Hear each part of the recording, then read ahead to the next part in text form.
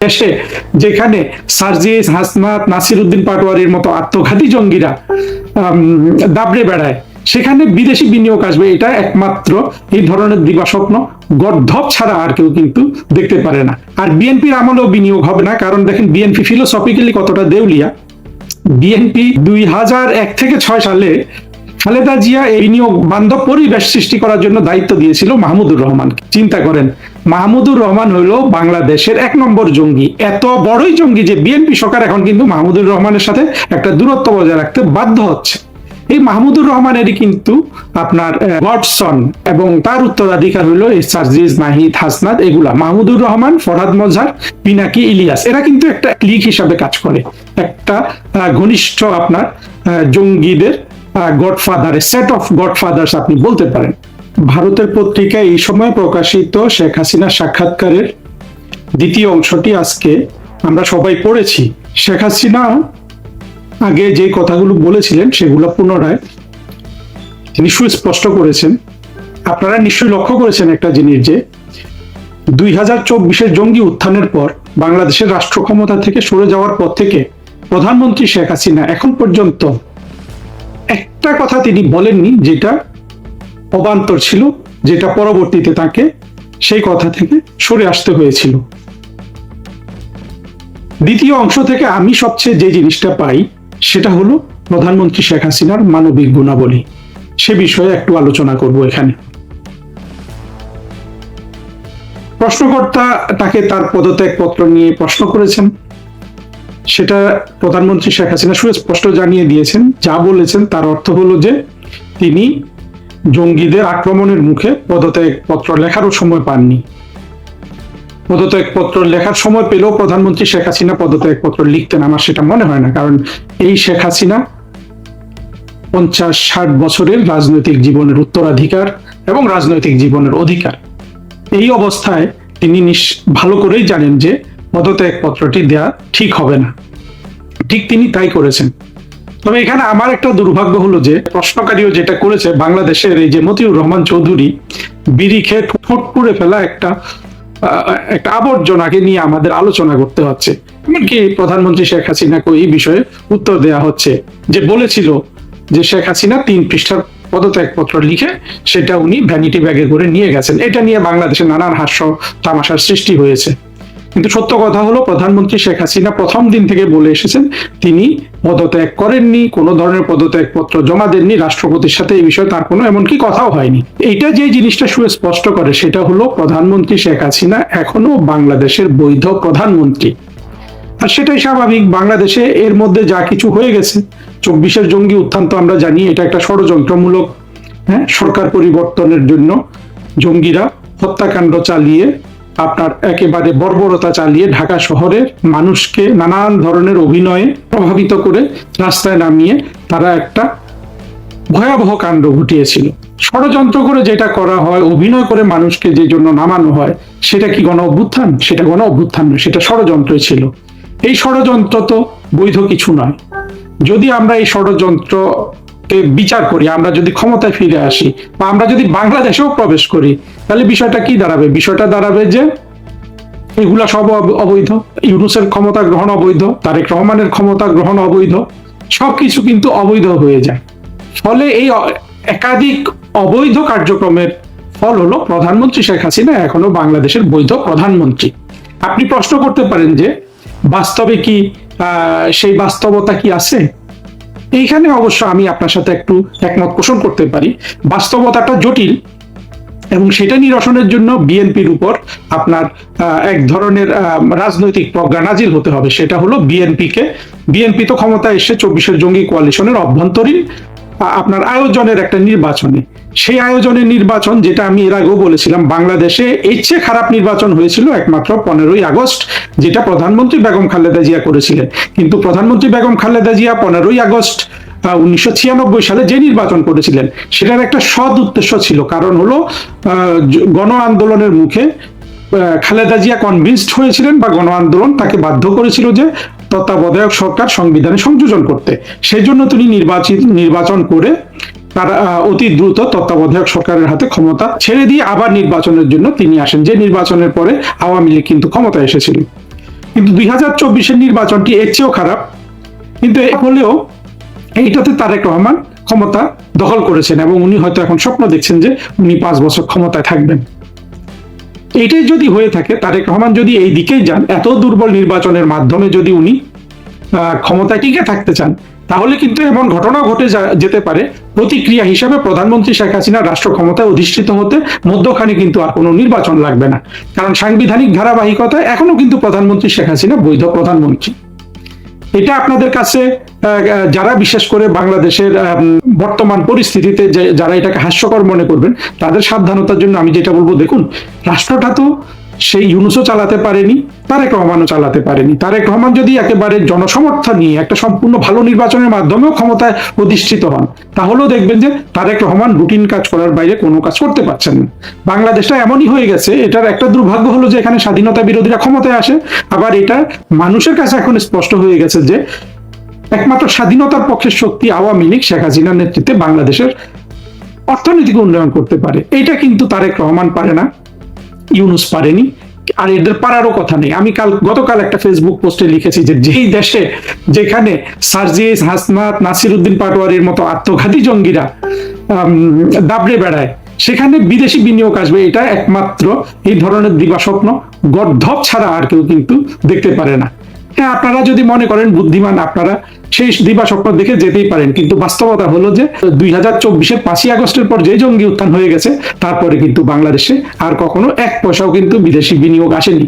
বিনিয়োগ শুধু আসেনি না, এখন যারা বিনিয়োগ করেছে তারা অর্থ তুলে নিয়ে চলে যাবে, এমনকি দেশি বিনিয়োগও হবে না যতদিন এই আত্মঘাতী জঙ্গিরা সমাজে, রাষ্ট্রে, বিভিন্ন জায়গায় তাদের আধিপত্য বজায় রাখবে। এটার প্রমাণ কি? প্রমাণ হলো যে আসছে না তো বাংলাদেশের জন্য। বাংলাদেশের আজকের যে অর্থনৈতিক দুরবস্থা, এইটা কাটিয়ে ওঠার জন্য তো বিদেশিদের আস্থা লাগবে বাংলাদেশের অর্থনৈতিক কর্মকাণ্ডের উপর। হ্যাঁ, এমনিতেও মানতে হবে যে বাংলাদেশে বিদেশিরা এসে বিনিয়োগ করবে, সেটা অনেক প্রতিবন্ধকতা আছে, কিন্তু সেই প্রতিবন্ধকতাগুলো ছাড়িয়ে গেছে তো কিন্তু জঙ্গিদের আপনার আধিপত্য। সার্জিস হাসনাত, নাহিদ, যত জঙ্গি আছে, ফুয়াদ, মাসুদ, এই ইত্যাদি একেবারে ককটেল একটা জঙ্গিতন্ত্র যে দেশে চালু হয়ে গেছে। তারা যা যা করছে দেশের মধ্যে, এইটা বিদেশিরা দেখছে না। আপনি অন্ধ হতে পারি, বিদেশিরা কিংবা বিনিয়োগকারীরা তো অন্ধ নয়, তারা তো কষ্টের অর্থই বিনিয়োগ করে। তারা কেন আপনার এখানে বিনিয়োগ করবে না? আর বিএনপির আমলেও বিনিয়োগ হবে না, কারণ দেখেন বিএনপি ফিলোসফিক্যালি কতটা দেউলিয়া। বিএনপি 2001 থেকে 6 সালে খালেদা জিয়া এই বিনিয়োগ বান্ধব পরিবেশ সৃষ্টি করার জন্য দায়িত্ব দিয়েছিল মাহমুদুর রহমান। চিন্তা করেন, মাহমুদুর রহমান হলো বাংলাদেশের 1 নম্বর জঙ্গি। এত বড়ই জঙ্গি যে বিএনপি সরকার এখন কিন্তু মাহমুদুর রহমানের সাথে একটা দূরত্ব বজায় রাখতে বাধ্য হচ্ছে। এই মাহমুদুর রহমানেরই কিন্তু আপনার ওয়াটসন এবং তার উত্তরাধিকার হলো এই সার্জিস, নাহিদ, হাসনাত, এগুলা। মাহমুদুর রহমান, ফরহাদ মজহার, পিনাকি, ইলিয়াস, এরা কিন্তু একটা লীগ হিসাবে কাজ করে, একটা ঘনিষ্ঠ আপনার জঙ্গিদের গডফাদার, সেট অফ গডফাদার্স আপনি বলতে পারেন। এদের আলোকে, এদের আধিপত্যে থেকে তারেক রহমানের সরকার, বিএনপির কিভাবে আপনার বাংলাদেশে বিদেশি বিনিয়োগ আনবে? ফলে আমাদের মুক্তিযুদ্ধের পক্ষের শক্তির জন্য এটা আমাদের একটা সৌভাগ্য দাঁড়িয়ে গেছে যে আমরা, জঙ্গিরা সব ধরনের মিথ্যা বলে দেশকে উত্তেজিত করতে পারে, কিন্তু যেই মুহূর্তে ওরা ক্ষমতা গ্রহণ করে সেই মুহূর্ত থেকে কিন্তু দেশের অর্থনৈতিক দুরবস্থা শুরু হয়। এটা বাংলাদেশের মানুষের কাছে এখন পরিষ্কার হয়ে গেছে। ফলে বাংলাদেশের মানুষ আরো যত দিন যাবে এই সত্য আরো বেশি অনুধাবন করবে, আর এটার রেজাল্ট হবে তারেক রহমানের সরকারের জন্য একটা সমূহ বিপদ। এই বিপদে যেটা হয়ে যেতে পারে সেটা হলো যে প্রধানমন্ত্রী শেখ হাসিনাকে কোনো রকম আপনার ইলেকশন ফেস না করে প্রধানমন্ত্রী হিসাবে বসে যাওয়ার একটা সুযোগ করে দিতে পারে। এইখান থেকে যদি তারেক রহমানরা যদি এই ধরনের দুর্ভাগ্য বরণ করতে না চায়, তাহলে তারেক রহমানের উচিত, আমি বলবো যে তার পক্ষ থেকে, তার স্বার্থের জন্য দ্রুত বাংলাদেশে সত্যিকারের একটা নির্বাচন ব্যবস্থা করা, যেখানে সব দল অংশগ্রহণ করবে এবং যেখানে মৌলবাদীরা অংশগ্রহণ করবে না। সেটা কি তারেক রহমান করবেন না? তারেক রহমান যদি সেটা করেন, উনি তো বেঁচে গেলেন রাজনৈতিকভাবে। আর উনি যদি সেটা না করেন, চিন্তা করেন আওয়ামী লীগ যদি ক্ষমতায় আসে, আবার কিন্তু 21শে আগস্টের গ্রেনেড হামলা, আবার কিন্তু সব কিছু পুনঃস্থাপিত হবে, যেগুলো থেকে অত্যন্ত অন্যায়ভাবে তারেক রহমানকে ক্ষমা করে দেওয়া হয়েছে, সেই জিনিসগুলো আসবে। আপনারা যদি সব দিক বিবেচনা করে দেখেন, তাহলে দেখবেন যে বিএনপি সরকারের সামনে কিন্তু একের পর এক বিপদ, আর আওয়ামী লীগের সামনে কিন্তু কোনো ধরনের বিপদ নাই। আর আওয়ামী লীগের সামনে এখন জনসমর্থন বেড়ে যাচ্ছে, কারণ মানুষ দরিদ্র হয়ে গেছে। যেই মানুষ দরিদ্র হচ্ছে, যে মানুষ খাদ্য কিনতে পারছে না, যে মানুষ ওষুধ কিনতে পারছে না, যে মানুষ শুধু ভবিষ্যতে তার অর্থনৈতিক অন্ধকার দেখতে পাচ্ছে, তারা এমনকি জঙ্গি বান্ধব হলেও বাধ্য হয়ে এখন শেখ হাসিনার দিকে ফিরে চলে এসছে। এইটা গেল একটা দিক। আরেকটা দিক দেখেন, শেখ হাসিনা বারবার এটা স্পষ্ট করেছেন, আমরা এটা এর আগেও দেখেছি, পররাষ্ট্রমন্ত্রী হাসান মাহমুদের সাথে ওনার একটা টেলিফোন কনভারসেশন ইউনূস ছেড়ে দিয়েছিল বাজারে, সেখানেও আমরা দেখেছি যে 24-এর জঙ্গি আন্দোলনের সময় শেখ হাসিনা ক্ষমতা থেকে পেছনে হটে যাওয়ার কারণ ছিল যে উনি মৃত্যুটা দেখতে চাচ্ছিলেন না। পরিহাসের বিষয়, এই মৃত্যুটা কিন্তু করছিল কিন্তু জঙ্গিরা খুন করছিল, কিন্তু প্রধানমন্ত্রী শেখ হাসিনা, আমি আপনি হলে হয়তো ক্ষমতা ছাড়তাম না, বল প্রয়োগ করতাম, কিন্তু উনি, ওনার প্রজ্ঞা আমাদের চেয়ে অনেক উঁচু স্তরের, উনি কোনো ধরনের খুন খারাপই চাচ্ছিলেন না, ফলে তিনি কিন্তু ক্ষমতাটা ছেড়ে দিলেন। এটাই ছিল কিন্তু প্রধানমন্ত্রী শেখ হাসিনা ক্ষমতা থেকে সরে যাওয়ার একমাত্র মূল কারণ। অথচ চাইলে কিন্তু তিনি ক্ষমতা প্রয়োগ করে, বল প্রয়োগ করে থাকতে পারতেন, কিন্তু উনি মানুষের মৃত্যু চাননি। আর মৃত্যুবরণ যারা করেছে, এই সবগুলো মৃত্যু কিন্তু এর অন্তত 80-90 ভাগ ঘটিয়েছিল জঙ্গিরা। তারপরও শেখ হাসিনা চান নাই। এখানে কিন্তু শেখ হাসিনার রাষ্ট্রনায়ক উচিত গুণ, এবং শেখ হাসিনা দীর্ঘমেয়াদে বাংলাদেশে, আমরা তো এমনিতে শেখ হাসিনার মানবিক গুণাবলী সম্পর্কে জানি যে উনি বাংলাদেশের দরিদ্র অসহায় মানুষের জন্য কি না করেছেন, বাংলাদেশে কত ধরনের ভাতা দিয়েছেন, হ্যাঁ, গৃহহীনকে গৃহ দিয়েছেন, যত ধরনের উনি ভর্তুকি দিয়েছেন। আপনি দেখেন তারেক রহমানের সরকার এসে তেলের দাম বাড়ালো, বিদ্যুতের দাম বাড়ালো, নানান চাতুর্যের মাধ্যমে। প্রধানমন্ত্রী শেখ হাসিনা কিন্তু এই কাজগুলো করতেন অত্যন্ত সংবেদনশীলতার সাথে এবং একান্ত বাধ্য হয়ে, এবং কখনো কোনো চালাকির আশ্রয় না নিয়ে। শেখ হাসিনা মানবিক গুণে যা যা বাংলাদেশের মানুষকে দেখিয়েছেন, সেটা আজকে বাংলাদেশের মানুষের কাছে পৌঁছে দেওয়া আমাদের জন্য খুবই জরুরি। কারণ হলো, একদিক থেকে শেখ হাসিনা যত মানবিক হয়েছেন, জঙ্গি, স্বাধীনতা বিরোধী, মৌলবাদীরা কিন্তু তত তার বিরুদ্ধে, তার নামের উপর কালিমা লিপ্ত করেছে, মিথ্যা কথা বলেছে, বারবার শেখ হাসিনাকে ফ্যাসিস্ট বলে।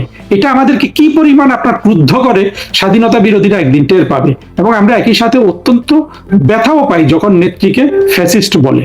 এবং যা হয়, এই জঙ্গিরা কিন্তু সবকিছু, তারা ফ্যাসিস্ট বলেছে শেখ হাসিনাকে, নিজেরা এসে ফ্যাসিস্টের চেয়েও ভয়াবহ আচরণ করেছে। সেটা আমরা ইউনূসের আচরণে দেখেছি। হ্যাঁ, তারেক রহমানের আমলে 605 খুন, প্রথম 30 দিনে বাংলাদেশের সরকারগুলোর ইতিহাসে সবচেয়ে বেশি খুন এবং অন্যান্য অপরাধ, এবং সমাজে অন্যান্য দুঃখ কষ্ট ছড়ানো তো আছেই। এই অবস্থায় আপনি তারেক রহমানের সরকারকে দেখবেন, বিপরীতে মানুষ কিন্তু শেখ হাসিনার ওই 16 বছরের শাসনকে কিন্তু মূল্যায়ন করতে থাকবে।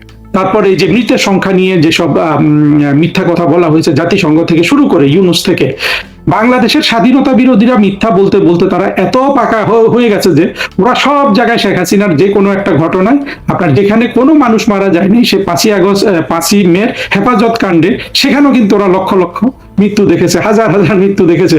পরবর্তীতে ইউনূস আসছে, তারেক রহমান আসছে, তারা কিন্তু এটা তদন্ত করে ওই যে ক্লেমগুলা করে, এর মধ্যে অবশ্য অধিকারের আদিলুর 64 মৃত্যুর একটা মিথ্যা তালিকা হাজির করেছিল, এটা আওয়ামী লীগ সরকারের সময়। ওই তালিকাতেও দেখা গেছে যে তালিকাতে সবগুলা মিথ্যা কথা। একজনের নাম 4 বার দিয়েছে, একজন এমন লোকজনের মাদ্রাসা ছাত্রদের নাম তুলেছে যে আসলে হেফাজতের এই জায়গায় আসেইনি, অর্থাৎ 5ই মে শাপলা চত্বরে আসে নাই।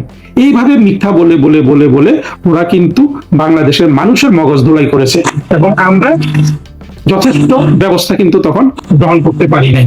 আমাদের যেটা দেখতে হবে সেটা হলো যে শেখ হাসিনার যে মানবিক গুণাবলী প্রকাশিত হয়েছে, সেটা ফোকাস করতে হবে আমাদের।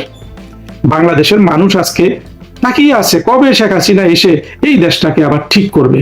আমরা কখনো বাংলাদেশকে আবার পুনরায় এই স্বাধীনতা বিরোধীদের হাতে পড়তে দিব না, এবং আমরা যত ধরনের অপপ্রচার আমরা অতীতে দেখেছি, সেগুলোর তো আমরা জবাব দিবই। পরবর্তীতে আর যাতে স্বাধীনতা বিরোধীরা, মৌলবাদীরা কোনোভাবে বাংলাদেশের বিরুদ্ধে, শেখ হাসিনার বিরুদ্ধে, আওয়ামী লীগের বিরুদ্ধে, বাংলাদেশের মুক্তিযুদ্ধের বিরুদ্ধে অপপ্রচার চালাতে না পারে, সেই জিনিসগুলোও কিন্তু আমরা পরিপূর্ণভাবে আপনার খেয়াল রাখেন, এবং আর কখনো মৌলবাদীদের এই বাংলাদেশে সফল হতে আমরা পক্ষের নয়, বাংলাদেশের পক্ষের নয়। এবং 5ই আগস্টের মূল সেনা বা মূল যে মাস্টার মাইন্ড যেটা বলছিল অন্যজনকে, আসলে তার সেসবগুলো ফেক। মূল মাস্টার মাইন্ড বা মূল খেলোয়াড় যদি বলেন, এটা হলো এই ব্যক্তি। এখন ওনার গেট আপ নিয়ে আমরা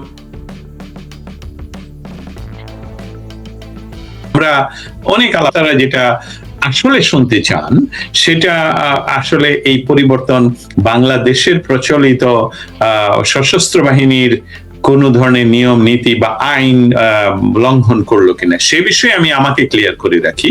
আমি এই বিষয়ে বাংলাদেশের বিষয়টা সম্বন্ধে আমি আসলে কিছু জানি, সেখানে তারা কিভাবে চলে এটা জানি না, কিন্তু নিয়ম নীতির যে প্রাচীন ইতিহাসের 7,500 বছর আগে বেবিলন বা খামুরাফি থেকে, সেটা হলো রীতি। আইন হলো লিখিত পরে, আগে হলো রীতিটা কি? তাহলে আমার বাংলাদেশে যখন আমি জন্মগ্রহণ করলাম সেই সময় থেকে আজ পর্যন্ত সেনাবাহিনীর সকল সদস্য আমি বলবো সেনা যারা কর্মকর্তা, তাদেরকে যেভাবে আমি দেখে আসছি, আপনি দেখে আসছেন, বাংলাদেশের মানুষ দেখে আসছে, সেই রীতিতে এটা ভঙ্গন হয়েছে। তাহলে রীতি যদি আইন হয়, তাহলে নিশ্চয়ই এখানে কোনো রীতি ভঙ্গনের কারণ হয়েছে ওনার এই অবয়ব। কারণটা হলো যে সশস্ত্র বাহিনী নিজেদেরকে সবসময় যে বিষয়টা করে যে সাধারণ মানুষের থেকে বাইরে রাখে, তারা ইচ্ছা করলেই তাদের গেট আপ অমুক তমুক চেঞ্জ করতে পারে। একটি মৌলিক বিষয় আছে সেখানে, সেটা আমি আমেরিকা থেকে বা ইউরোপ চেকোস্লোভাকিয়া থেকে বলি, সেটা হলো ধর্মীয় কারণ। আপনি ধর্মীয় কারণের কোন ইয়ে যদি থাকে, সেই রীতি তারা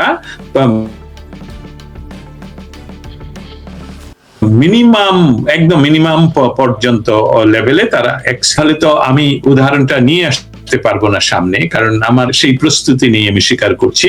কিন্তু বিষয়টা হলো, মনে করুন আপনি আপনার ধর্মীয় কোন রীতিতে আপনাকে টুপি পরতে হয়, এবং টুপি পরতে গিয়ে তার যদি সশস্ত্র বাহিনীর অন্যান্য কোন নিয়ম নীতি এবং সিকিউরিটি, মূলত সিকিউরিটি যদি ভঙ্গ না হয়, তাহলে স্পেশাল পারমিশন, যেটা ধর্মীয় কারণে স্পেশাল পারমিশন হতে পারে। তাহলে আমরা চলে আসি এখন ওয়াকার সাহেবের কাছে। ওয়াকার সাহেবের আগে বাংলাদেশের কোন সেনাপ্রধান বা কোন অন্য কোন অফিসারগণকে ধর্মীয় রীতি অনুসারেও দেখা যায়নি টুপি পরতে বা এই ধরনের দাড়ি বা অবয়ব যেভাবে পরিবর্তিত করেছেন।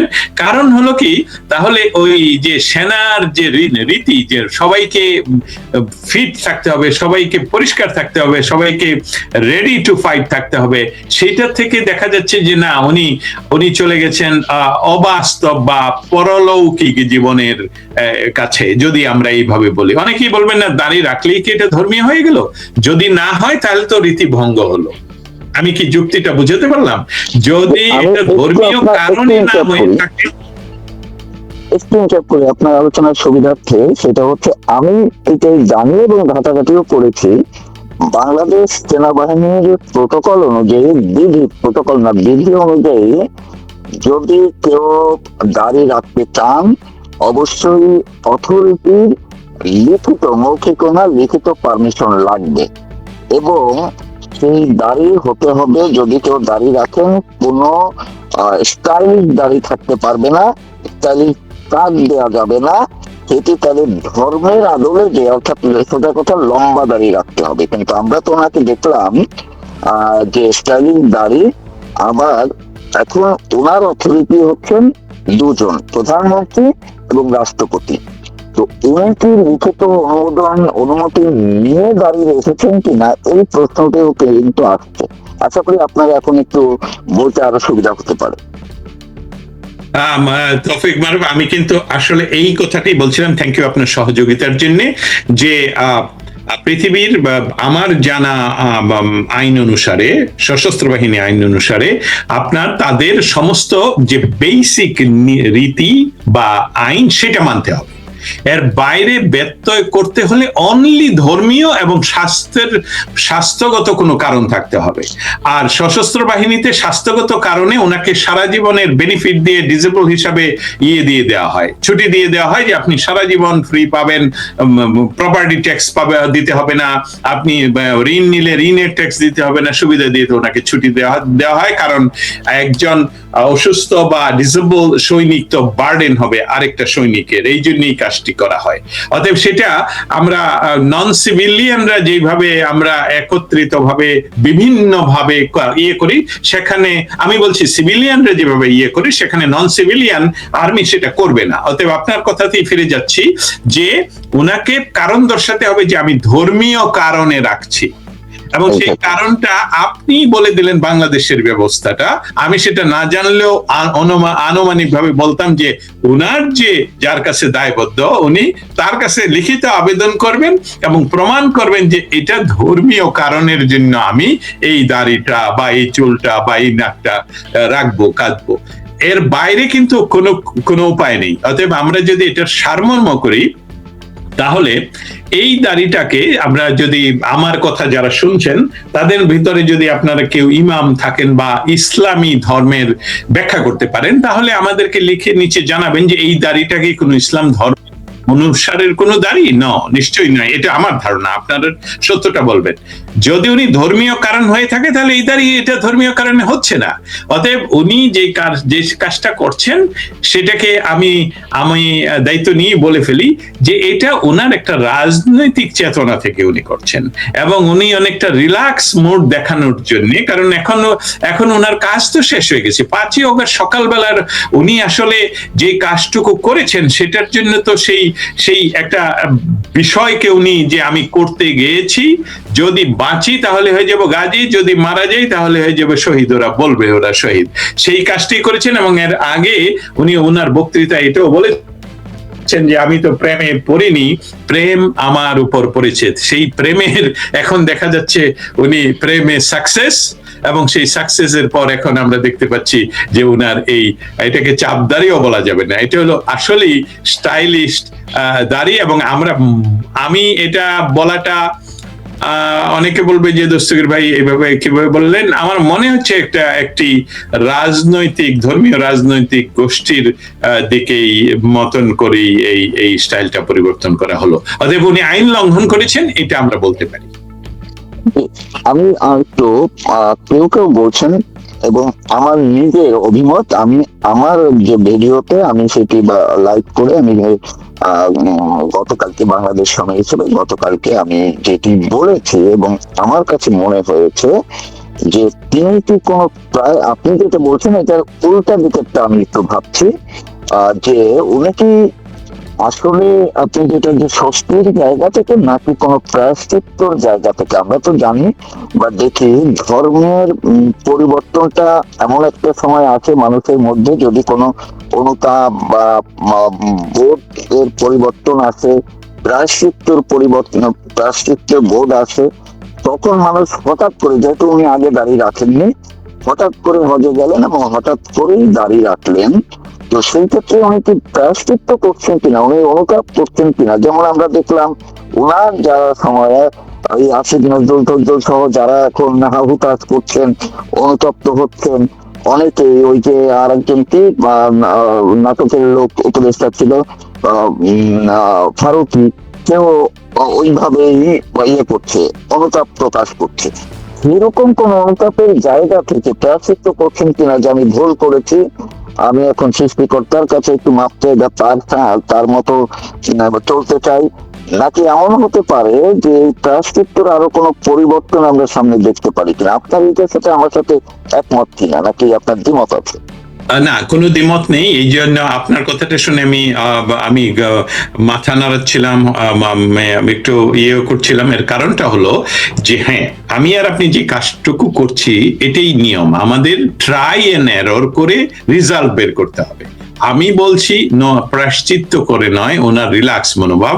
আপনি অবশ্যই আপনার এই ধারণা এবং আরো হাজার জনের ধারণা হবে এটা কি প্রায়শ্চিত্ত ইয়ে কিনা। তবে আমি আমার এটাতে একটু ডিফেন্ড করতে চাই এই কারণে, আপনি লক্ষ্য করবেন 5ই অগস্টের বিকাল বেলায় উনি কিন্তু বলেছেন, প্রথম যে লাইনটুকু বলেছেন যে কোন রাজনৈতিক দল, উনি বলছেন কি আমিরে জামাতের আমিরকে আমরা এইভাবে বলি না, উনি যেভাবে বলছেন এটা জামাতের এরাই বলে। আচ্ছা, এটা একটা। আরেকটা বিষয় হলো, একটু আগে আমি বলছি আর রিপিট করতে চাইনি, 3রা অগস্ট উনি কি করেছেন। তার পরবর্তীতে হলো আপনি প্রায়শ্চিত্তের জায়গায় কিন্তু যদি আপনি যান সংশয়ের জায়গায় যে আমি ভুল করে ফেলেছি, তাহলে উনি যেটা দ্রুততম সময়ে হয়তো বা করতেন সেটা হয়তো হয় চেষ্টা করতেন তারেক জিয়ার কাছ থেকে এক্সটেনশন নিয়ে সময় বাড়ানো, সেটা একটা, যেটা আমি এখনো পর্যন্ত আমি অস্বীকার করছি না যে গোপনে করছেন না, বাট আমরা দৃশ্যমান দেখছি না।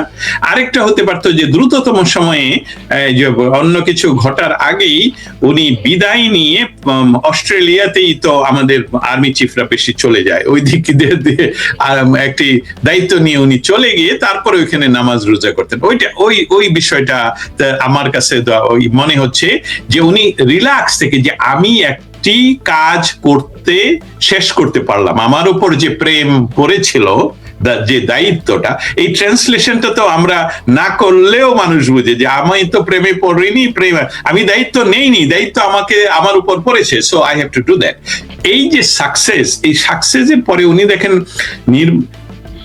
বাংলাদেশে উনি 2-3 বার ধমকের সুরে কথা বলেছেন, কিন্তু তার পরবর্তীতে আজ পর্যন্ত উনি কোনো ধমকের সুরে কথা বলেননি, এবং একটা নির্বাচিত সরকারকে পাহারা দেওয়ার জন্য এখনো পর্যন্ত রাস্তায় আর্মি থাকতে হবে, এটা তো বাংলাদেশে এটা অভ্যস্ত না, পৃথিবীর কোথাও অভ্যস্ত নয়। অতএব সার্বিকভাবে আমি বলবো আপনি যে চিন্তাটা করছেন, আই টেক ইট, ওইটা ট্রাই করার জন্য, এরর খুঁজে বের করার জন্য, ওইটাও হয়তো, কিন্তু আমি আমার এটাতে এখনো ডিফেন্ড করছি এই যে উনি স্বস্তির নিঃশ্বাসে যে শেখ হাসিনা, এই যে তারা তাদের ভারত প্রীতি, এই যে তাদের জামায়াতের প্রতি অপ্রীতি, এই সার্বিকভাবে, এবং বাংলাদেশি জাতীয়তাবাদ, জিয়াউর রহমান বাংলাদেশি জাতীয়তাবাদের কথা বলছি, বাঙালি জাতীয়তাবাদের উন্মেষ তো বঙ্গবন্ধু করেছেন, হ্যাঁ, সেইটার যে তার প্রতি যে আনুগত্য, সার্বিকভাবেই আমি মনে করছি উনি তৃপ্তির ঢেকুর তুলছেন। এবং কিছুদিন আগে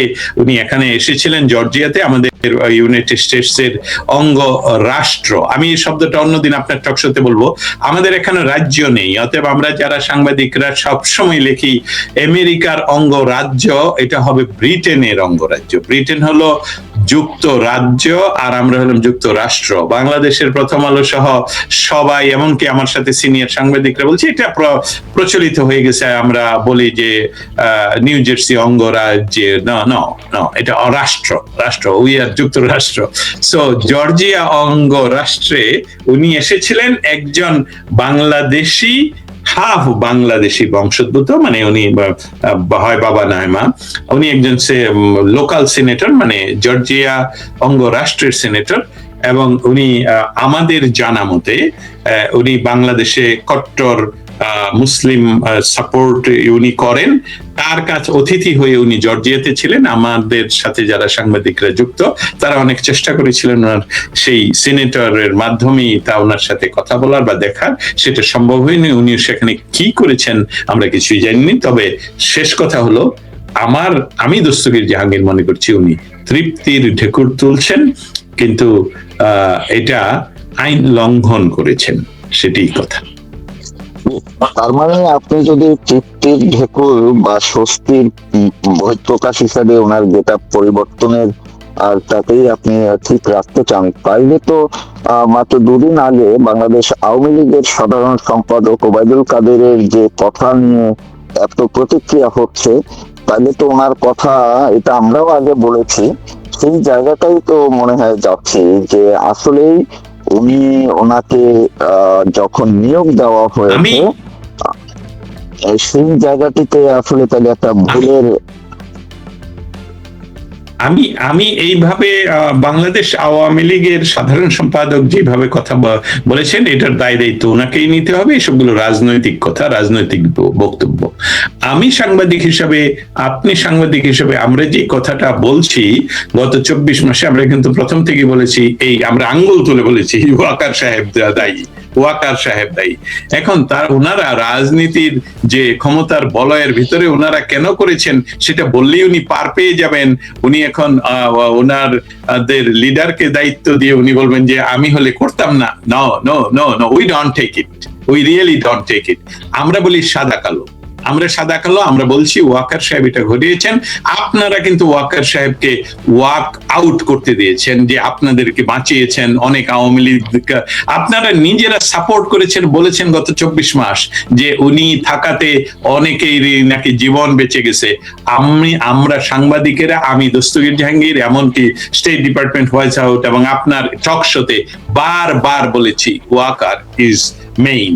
ওয়াকার যদি চক্ষু বন্ধ করে বলতেন যে বাংলাদেশে কোনো ধরনের এই ধরনের সন্ত্রাসী কার্যকলাপ হবে না, তাহলে হতো না, একদমই হতো না। অতএব আপনারা এখন যার কথা বলছেন, আপনারা এখন কাদা ছোড়াছড়ি করার চেষ্টা করবেন, সেটা হবে না। আরেকটি কথা, শেখ হাসিনার একা নিজেই উনি ডেকে এনে ওই পদে বসিয়ে দিলেন, এটারই বা প্রমাণ কি? আপনারা যে সম্মিলিত ভাবে একটি প্রেসার ক্রিয়েট করেননি, এবং আপনারা যে বলেননি যে বেস্ট অফ দ্য বেস্ট হলো, কারণ আপনারা যখন, আমি কথাটুকু বলতে চাই আপনার ওই শোতে, আপনারা যখন এমপি নির্বাচনের জন্য মানুষ খোঁজ করেন, আমরা জানি যে সবগুলো থেকে আপনারা কি করেছিলেন, আমরা সব জানি। আপনারা যখন সংরক্ষিত আসনের এমপি নির্বাচনের জন্য ইয়ে করেন, আমি স্পেশালি বলছি বাংলাদেশ আওয়ামী লীগের সাধারণ সম্পাদক যে কথা বলেছেন তার এগেনস্টে, আপনারা কি করেছেন? আমাদের কাছে নথিপত্র ডকুমেন্ট সহ আছে। কিন্তু এখন আপনি বলবেন যে প্রধান সেনাপতি এবং রাষ্ট্রপতি, তাহলে আপনি বাংলাদেশ আওয়ামী লীগের সাধারণ সম্পাদক হিসেবে কেন সেদিন বলেননি যে নেত্রী আপনি ভুল করছেন, আমি এটার সাথে একমত? এটা বলা উচিত। এটা না বলতে পারা আপনার অক্ষমতা এবং অদক্ষতা। সেই দিনই আপনার পদত্যাগ করে, এমনকি আপনি যদি এদের সাথে এমনই অমিল হতো যে আমি দেখতে পাচ্ছি যে এদেরকে আপনি এই পদে বসালে আমরা ক্ষমতাচ্যুত হব, বাংলাদেশ বিচ্যুত হবে শান্তির পথ থেকে, তাহলে আপনি এমনকি আওয়ামী লীগ থেকে পদত্যাগ করা উচিত ছিল। That is what I mean really. এই আব্দুল কাদের বা ওনার নাম বোধহয় কি হয়, ওবায়দুল কাদেরকে আমি এটা বলছি আপনার মাধ্যমে সরাসরি, যে উনি যদি সেই দিন এটা মনে করে থাকতেন যে এটা ভুল, তাহলে উনার পদত্যাগ শুধু থেকে নয়, সেক্রেটারি থেকে নয়, এমনকি আওয়ামী লীগ থেকে পদত্যাগ করে গিয়ে বলা উচিত ছিল যে কাজটি সঠিক হচ্ছে না, আমি এর সাথে একমত নই। রাজনীতিতে লাস্ট কথা নেই, রাজনীতিতে চিরস্থায়ী বন্ধুত্ব নেই। রাজনীতি আজকে আপনি করছেন, বাংলাদেশ আওয়ামী লীগকে আপনি ডুবিয়ে দিচ্ছেন, সেটা না করে এখন এসে বলছেন আমি তো দায়ী নই, দায়ী হলেন অমুকে। আমরা তো সবসময় বলছি দায়ী কারা। এবং বাংলাদেশে গতকালকে একটি মজার ইনফরমেশন আপনার সাথে শেয়ার করি। গতকালকে একজন, উনি অনলাইন অ্যাক্টিভিস্ট না, কিন্তু সক্রিয়ভাবে বাংলাদেশ জাতীয়তাবাদী দলকে সাপোর্ট করেন, উনি হঠাৎ করে আমাকে ফললেন একটি অনুষ্ঠানে। আমি বললাম হ্যাঁ, তারেক সাহেব তো এখন ক্ষমতায়, আমরা আরো কিছুদিন দেখবো। তো উনি আমাকে ধমকি দিলেন, বললেন কোথায় তারেক ক্ষমতায়, সে কি প্রধান, উনি তো প্রধানমন্ত্রী না। এটা বিশেষ আমি দেখলাম যে আমাদের চেয়ে বড় ক্ষোভ ওদের ভিতরেই জন্মাচ্ছে। এই হলো বিষয়। আপনাকে অসংখ্য ধন্যবাদ। আমি শেষ পর্যায়ে আবার একটু ঘুরে আমরা ওয়াকারুজ্জামানের জায়গায় একটু অন্য আমাদের আলোচনার বিষয়টা ধরে একটু যেতে চাই। এই যে বাংলাদেশ আওয়ামী লীগের সভানেত্রী এবং বিদায়ী প্রধানমন্ত্রী, যিনি শেখ হাসিনা দেশে ফেরার ঘোষণা দিলেন, এরপরে আমরা যে প্রতিক্রিয়াগুলো বাংলাদেশের বিভিন্ন পর্যায়ে দেখলাম, সরকারের মধ্যে প্রতিক্রিয়া আছে, জামাতের মধ্যে প্রতিক্রিয়া আছে, এনসিপি ডক্টর ইউনূসের মধ্যে প্রতিক্রিয়া আছে, সবার মধ্যে বিভিন্ন ধরনের। তো সেনা প্রধানের এই গেটআপের সঙ্গে কি আপনি শেখ হাসিনার দেশে ফিরলে তার কি হতে পারে, বা এইটা নিয়ে কি তার মধ্যে কোনো প্রতিক্রিয়া আছে বলে আপনার কাছে মনে হয় কিনা? কারণ এটা তো আমরা জানি না, মনে হয় কিনা আপনার ধারণাটা একটু। এখানে এই বিষয়টাকে এখনই আমরা মাঠে ভেঙে দিতে চাই না, আমি প্রথম বলি, তারপরেও চেষ্টা করবো, যেহেতু আপনি প্রশ্ন করেছেন। ভেঙে দিতে চাই না, এর কারণটা হলো যে সমস্ত কিছু যদি সামনে প্রচারিত হয়ে পড়ে, যেটা আওয়ামী লীগের মৌলিক সমস্যা, যেমন আওয়ামী লীগের একজন খুব সিনিয়র এবং খুব প্রতিষ্ঠিত শ্রদ্ধাশীল ব্যক্তিত্ব আব্দুল জলিল, ট্রাম্প কার্ডের কথা বলেছিলেন, নিশ্চয়ই মনে আছে। হ্যাঁ, পরে দেখা গেল এটা হিতে বিপরীত। ঠিক সেই কারণেই আওয়ামী লীগ এসবগুলো অনেক সাফার করে। কিন্তু শেখ হাসিনার কথাটা নিয়ে আমি এটাতে চেষ্টা করব যে কিছু তুলে ধরার জন্য আমার ভেতর থেকে। সেটা হলো, শেখ হাসিনা অনর্থকী কথা বলেন না। শেখ হাসিনা যেটা বলেন সেটা উনি দূরদৃষ্টি সম্পন্ন ব্যক্তিত্ব হিসাবেই বলেন, অনেক দূর দেখে উনি বলেন। অতএব সেদিন আমি একটি রাজনৈতিক দল, রাজনৈতিক নেতৃবৃন্দের মাঝে যখন কথা হচ্ছিল, অনেক সিনিয়র রাজনৈতিক নেতৃবৃন্দ বলছিলেন যে আপাকে এখন আমরা যেতে কোনো ক্রমেই দিব না, কারণ এটা ওনার সিকিউরিটির কনসার্ন। আমাকে যখন সুযোগ আসলো আলোচনার জন্য, আমি বললাম যে আপনারা আপাকে যেতে দিবেন না এইটা বলতে পারেন, কিন্তু আপাকে যাওয়ার জন্য ক্ষেত্র তৈরি করতে আপনারা কাজ করছেন না। আপা বলছেন আমি যাব, আপনারা বলবেন ইয়েস আপা আপনি যাবেন, আপনার গায়ে ফুলের টোকাও লাগতে দেব না, will make it. You are not talking. আপনারা বলছেন আপাকে আমরা যেতে দেব না। ঠিক একই কারণে আমি বলছি যে শেখ হাসিনা দেশে ফিরবেন, বাংলাদেশের প্রচলিত আইনে যদি উনি কোনো অপরাধ করে থাকেন রাষ্ট্র পরিচালনা করতে গিয়ে, সেটা বাংলাদেশের প্রচলিত আইনে হবে। রাষ্ট্র পরিচালনা করতে গিয়ে যে যে যে আইনের ব্যত্যয় তারা বলছেন এবং সেটাকে আন্তর্জাতিক অপরাধ হিসেবে বলছেন, এটার কোনো ভ্যালিডিটি নাই। এবং ইতিমধ্যে সেই গ্রুপগুলোর সাথে আমারও কিছু সংযুক্তি আছে, যারা এটা 3 থেকে 4 বার ভেরিফাই করা হয়েছে পৃথিবীর প্রায় সমস্ত আন্তর্জাতিক আইনের ব্যাখ্যা নিয়ে, যে না এটা সম্পূর্ণভাবে একটা রাজনৈতিক ইয়ে। এবং শেখ হাসিনা সেই ব্যক্তিত্ব যিনি এটাকে চ্যালেঞ্জ করতে পারেন। আমি আপনার এখানে বলেছিলাম কিনা আমি জানি না, 2007 বা 8 সনে যখন সেই সময়ের তত্ত্বাবধায়ক সরকার বলল যে ফখরুদ্দিন সরকার বলল যে ফখরুদ্দিন সরকারের উপদেষ্টা তা আমাদের তোফাজ্জল হোসেনের বড় ছেলে ব্যারিস্টার যিনি মারা গেলেন, তিনি বলছিলেন যে বোন তুমি এসো না। তখন উনি ওয়াশিংটন, মইনুল হোসেন বলেছিলেন ফোন করে যে বোন তুমি এসো না। তখন উনি বলছিলেন আমি আসছি, আপনারা পারলে ঠেকান। এটা এই ওয়াশিংটন থেকে উনি বলেছিলেন, এবং সেখান থেকে গিয়ে উনি জেলে যান। এবং সেটাই আসলে ঘটতে যাচ্ছে এখন ওয়াকারের বিষয়টা। আমি এটাতে আলাপ না, মানে কোনো মন্তব্য না করি এটা বলি, হ্যাঁ একটা বিষয় হতে পারে, ওয়াকার তখন বল পাল্টাতে পারে, যেটা ওয়াকারের অনেক দোষকে অনেকেই চেষ্টা করে বলতে, না ওয়াকার না থাকলে আওয়ামী লীগ আরো বিপদে থাকতো, ওয়াকার না থাকলে আমি জীবিত থাকতাম না। তখন কি ওয়াকার হঠাৎ করে ওইটাতেই চলে আসবে যে আমি আসলে আপনাকে ফিরিয়ে এনেছি? কিন্তু শেখ হাসিনা গতকালকেও বলেছেন আমি কিন্তু জানতাম না যে আমাকে বিদেশে নিয়ে যাওয়া হচ্ছে, অন্য দেশে নিয়ে যাওয়া হচ্ছে। আমাকে বলা হয়েছে আমার সিকিউরিটি এখানে নাই, 40 মিনিটসের ভিতরে আমার এইটা ভাঙচুর হয়ে যাবে, তারা গুলি করতে চাচ্ছে না মানে শেখ হাসিনা নিজেও বলেছে কোনো রক্তাক্ত অবস্থায় আমি চাই না, সেখানে আমার সিকিউরিটি হয় তোমরা ক্যান্টনমেন্টে নিয়ে যাও, না হলে আমার বাপের বাড়ি ইয়াতে আমাকে দিয়ে আসো। সো এখানে এই কথাটা আমরা ধরে এইভাবে বলি, ওয়াকার হয়তো বা পল্টি দিবে যদি শেখ হাসিনা ঠিকই চলে আসেন, এবং আমরা বিশ্বাস করি শেখ হাসিনা আসছেন বাংলাদেশে। উনি বাংলাদেশের নাগরিক, উনি বাংলাদেশের সবচেয়ে লম্বা সময়ের প্রধানমন্ত্রী, উনি বাংলাদেশের জনক, বাঙালি জাতির জনক এর মেয়ে এবং বাংলাদেশের নাগরিক। উনি আসবেন, এটাকে বাধা দেওয়ার কে আছে? আমি কালকে দেশে যাব, আমাকে বাধা, হয় আমাকে হত্যা করবে, না হয় জেলে দেবে, না হয় তাই করবে। শেখ হাসিনা ভেরি সিম্পল কথাটা বলছেন, আমি বাংলাদেশে আসছি। তো এখন তো আর কেউ বলে না যে আমরা ভারতের সাথে বন্দি বিনিময় চুক্তি আছে, অমুক আছে, আমরা এটা নিয়ে আসবো। শেখ হাসিনাই তো আসার জন্য ডিক্লেয়ার করেছেন, এখন আপনারা চুপ কেন? শেখ হাসিনা যখন ডিক্লেয়ার করেছেন এর 7 দিনের ভিতরে অনেকের পায়ের মাটি একদম কেঁপে গেল। আমার মনে হচ্ছে আপনি এখন আরো তারা ঠেকানোর জন্য নানান সক্রিয় কার্যক্রম দেখাচ্ছে। আপনি মনে হয় ওইদিকে আমাকে নিয়ে যাওয়ার চেষ্টা করছিলেন, যে শেখ হাসিনার ঘোষণার পরে যে এই ঠেকানোর জন্য মরিয়া হয়ে উঠছে এখন। না, নট অনলি দ্যাট, ওয়াকার কি এটা এই ভাবটা নিল শেখ হাসিনা ঘোষণার পর কিনা? তবে একটা বিষয় তো প্রতীয়মান, একদম মানে প্রমাণিত।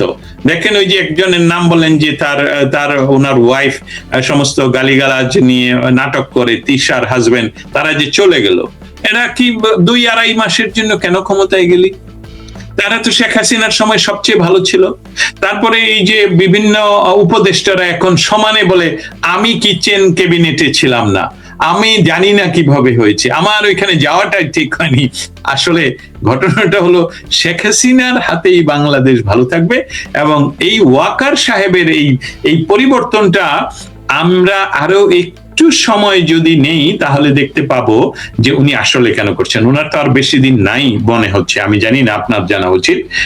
আর কয়দিন উনি এই পোস্টে আছেন, উনি কি এক্সটেনশন পাবেন নাকি পাবেন না, সেটাও একটা কারণ হতে পারে। কিন্তু যাই হোক, এটাই আমি আপনার কাছ থেকে একটু শেষ শুনবো যে যাই হোক উনি যেটা পরিবর্তন করেন, ওনার অনুতপ্ত হন, কিংবা আপনার কথা অনুযায়ী যদি উনি স্বস্তি বোধ করেন, চিত্তির ঢেকুরও তোলেন, তারপরেও শেখ হাসিনার দেশে ফিরে যখন ফিরে যাবেন, ওয়াকারুজ্জামান সেনাপ্রধান থাকুক বা না থাকুক, উনি তো প্রশ্নের মুখে পড়বেন যে কেন, যেহেতু তিনি আবার এই শেখ পরিবারের আত্মীয়, যে তুমি অন্তত পক্ষে 32 নম্বর ভাঙাটা কেন ঠেকাতে পারলেন না। এটার কি জবাব দিবেন উনি, বা এটার কোন জবাব দেওয়ার ওনার মতো কিছু আছে কিনা, এটা দিয়ে শেষ করবো। আমি আমি আমি আমি আপনাকে একটি কথা এখানে আমার মতন করে বলি, তৃপ্তির ঢেকুর কিন্তু কেউ তুলতে পারছে না, উনিও নয়। তৃপ্তির ঢেকুর তুললে উনি ক্লিন শেভ রাখতেন যদি তৃপ্তির ঢেকুর থাকতো, কিন্তু উনি যেটা এখন আমরা একটা সংকর বয়ান তৈরি করি, বয়ান হিসাবে যাতে প্রচলিত না হয় আমি চেষ্টা করি, সেটা হলো যে তার উপর সে একটি পবিত্র দায়িত্ব মনে করলো যে এই শেখ হাসিনা সরকারকে সরাতে হবে। এই দায়িত্বটা সে শেষ করার পর সে এখন এই যে এই রিল্যাক্সটা তার ভিতরে আছে, কিন্তু তৃপ্তির রিল্যাক্স নয়, কারণ সমূহ সম্ভাবনা আছে যে উনার বিচার হবে, এমনকি জেল ফাঁস হতে পারে। আপনারা জানেন যে আমাদের কাছে ভিডিও রেকর্ড রয়ে গেছে যে এই যারা স্নাইপার তারা আর্মির লোক ছিল, বা পাকিস্তানি আর্মির লোক ছিল, বা বাইরের লোক ছিল, এমনকি আমেরিকান ট্রেনার থাকতে পারে, বা অন্য দেশের টার্কিশ ট্রেনার থাকতে পারে। তো এইসবগুলোকে বাংলাদেশে সেই দিন সকালবেলায় উনি কাদের সাথে মিটিং করলেন, উনি কি সকালবেলায় আসলে এসেছিলেন কিনা এই সিকিউরিটির মিটিং, এসবগুলোর যারা সরাসরি সেখানে উপস্থিত ছিলেন সেই দিন সকালে, তারা তো এখনো মুখ খুলছেন না, তাদেরকে মুখ খোলাতে হবে, তাদের কাছ থেকে আমরা শুনবো। এই জন্য আমি বলছি তৃপ্তির ঢেকুরের চেয়ে আমার মনে হয় সরীসৃপের মতন উনি রং বদলাচ্ছেন, রং বদলিয়ে চেষ্টা করছেন যাতে করে ওনার গা বাঁচানো যায়। কারণ ওনার একটা বড় ধরনের সাপোর্টার গ্রুপ রয়ে গেছে, যারা ইনিয়ে বিনিয়ে বলতে চায় যে উনি থাকাতে আওয়ামী লীগ অনেক বেটার মানে বলবো যে অনেকের জীবন রক্ষা হয়েছে, এটাই। কিন্তু না, বাংলাদেশের জীবন রক্ষা হয়নি। 32 নম্বর ভাঙ্গার দিন আমি শুনেছি, শোনা কথা, আমার কাছে কোনো প্রমাণ নেই, আমি শুনেছি 32 নম্বর ভাঙ্গার সময় প্রধানমন্ত্রী নাকি টেক্সট করেছিলেন যে এটা কি হচ্ছে, সে নাকি উত্তর দেয়নি, সিন করেছে উত্তর দেয়নি। হ্যাঁ, তখন প্রধানমন্ত্রী এসে অনলাইনে উনি বলেছেন যে ভাঙতে দাও, ভাঙুক, তোমরা কোনো রক্তক্ষয়ী সংঘর্ষে যেও না। এটা মাত্রই একটি ইয়ে নয়, মানে একটি বাড়ি নয়, এটা ইতিহাস। আমি ওয়াকার সাহেবের যে গল্প আমরা করছি সেটার বাইরে শুধু একটা কথা বলি, যে বাঙালি হিসাবে অনেক সময় এখন আমি সংশয়ে পড়ে যাই যে আসলে আমরা কি অধম, যে এটা রাজনৈতিক বিষয় নয়। 32 নাম্বারকে যেদিন আমরা নিজেরা হাত দিতে পারি, ভাঙতে পারি, 3 দিন ব্যাপী ভাঙতে পারি, 3 বারে গিয়ে ভাঙতে পারি, অথচ বাংলাদেশের কোন সুশীল মানুষ, কোন জ্ঞানী মানুষ, কোন কবি, সাহিত্যিক, এমনকি আমি বলবো উদীচী, ছায়ানট, কোন বড় নিউজ মিডিয়া হাউস, বড় ব্যক্তিত্ব, ব্যবসায়ী, কেউ এটাকে প্রকাশ্যে সে প্রতিবাদ করলো না, এটা সম্ভব নয়। আমি তো মনে করি বাঙালির হাই হোসেন ডাক তুলে ইয়ে করা উচিত যে আমরা যেই বাড়িটার জন্য স্বাধীনতা লাভ করলাম, যেখানে সমস্ত আলোচনা হলো, যেখানে পাকিস্তানের সেনারা বুটের আওয়াজ করতো না এই বাড়িতে, বুটের সত্যি আওয়াজ করতো না, এমন ভাবে যেত সেই বাড়িতে। সেই বাড়িটাকে আমরা সরকারের সরাসরি পৃষ্ঠপোষকতায় 3 বার ভাঙলাম, এবং সেখানেই ওয়াকার সাহেব ছিলেন। অতএব আপনি যত ধরনেরই অবয়ব চেষ্টা করেন, ভং ধরেন, তৃপ্তির ঠেকুর তুলেন, অথবা প্রায়শ্চিত্ত, সবই হবে, সবই আমার কাছে মনে হচ্ছে হলো সরীসৃপের মতন রং বদলানো। আলটিমেটলি উনার নাম ইতিহাসে রাস্তা করেই থাকবে, এবং উনি আসলে এই শব্দটা খুব ভালো বলছেন, তৃপ্তির ঠেকুর, এটা উনার তোলা সম্ভব নয়, আজীবন তুলতে পারবে। অপরাধ বোধ ওনাকে তাড়িয়ে যাবে। এবং এখন আপনার সাথে আমি মিল হয়ে শেষ করি যে অপরাধ বোধ থেকে হয়তো বা উনি মনে করছেন যে আচ্ছা ঠিক আছে, তাহলে এখন একটু আল্লাহ বিল্লাহ করি, আল্লাহ যদি ক্ষমা করেন। আল্লাহ ক্ষমা করার কেউ না। আমি ধর্মীয় অনুসারীরা যেভাবে বলেন সেখান থেকে আমি হাওলাত নিয়ে বলছি, ক্ষমা করার মালিক যাকে আপনি আঘাত করেছেন। আমরা 18 কোটি মানুষকে আপনি আঘাত করেছেন, আমরা 18 কোটি মানুষ আপনাকে ক্ষমা করবো না, অতএব ক্ষমা আপনার হবে না। ধন্যবাদ। অনেক ধন্যবাদ আপনাকে। দর্শক এতক্ষণ কথা শুনছিলেন যুক্তরাষ্ট্রের সাংবাদিক দস্তগীর জাহাঙ্গীর। তিনি আলোচনার মূল বিষয়টা যে এই ওয়াকারুজ্জামান সেনাপ্রধানের যে নতুন গেটআপ, এই গেটআপ নিয়ে এত আলোচনা কেন, সেই কেনটা ধরেই মূলত আমরা দুজনে আলাপ করা, বিশ্লেষণ করলাম নিজেরা, এবং নিজেদের মধ্যেও কিছু মতেরও শেয়ার করলাম, দুজনের মত। আশা করি আপনারা আবার একটু শুনলে, বা যারা শোনেননি আপনারা শুনলে আপনাদেরও ভালো লাগবে, এবং আপনাদের নিজেদের চিন্তার সাথেও হয়তো কিছুটা মিল পাবেন। আশা করি আপনারা ভালো থাকুন, সুস্থ থাকুন, নিরাপদে থাকুন, এবং দেখতে থাকুন সামনে বাংলাদেশ এই নতুন গেটআপ নেওয়া ওয়াকারুজ্জামানের মতো আর কোন পরিবর্তন কখন কিভাবে আসে, সেই অপেক্ষায় সবাই থাকুন। দস্তগীর জাহাঙ্গীর, আমি আপনাকেও